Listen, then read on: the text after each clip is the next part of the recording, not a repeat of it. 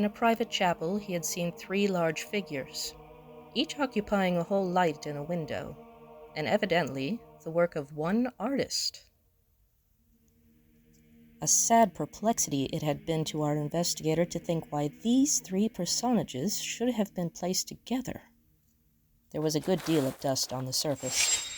As it passed over the border of one of the mantels, I noticed that it left a long scratch, and that some yellow stain instantly showed up. It could be easily scraped off without doing any harm. I had detected an inscription which I thought might be very interesting. I set to work at once, and found the task a fairly easy one.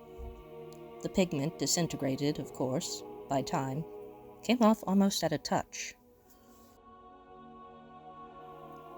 What I read was only the most hopeless jumble of letters that was ever shaken up in a hat.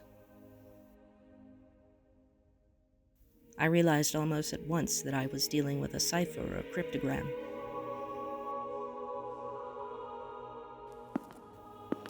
We could not avoid paying a visit to the church.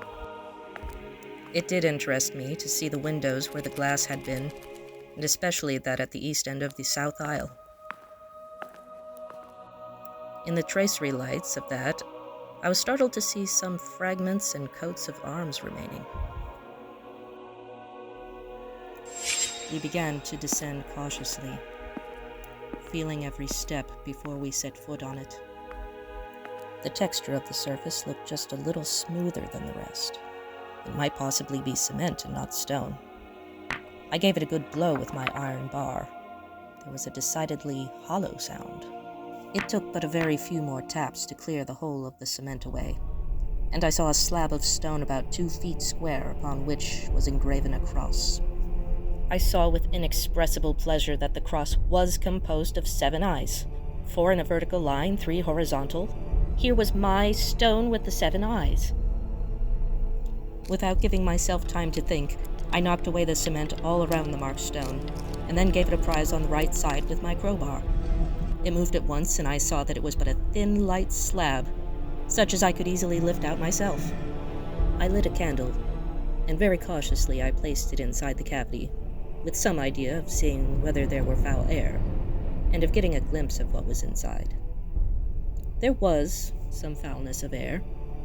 The hole went some little way back, and also on the right and left of the entrance. I could see some rounded, light-colored objects within which might be bags. I put my arm in, very gingerly. My fingers touched something curved that felt like leather. Putting both hands in as well as I could, I pulled it to me. I went on pulling out the great bag in complete darkness. It hung for an instant on the edge of the hole, then slipped forward onto my chest and put its arms around my neck.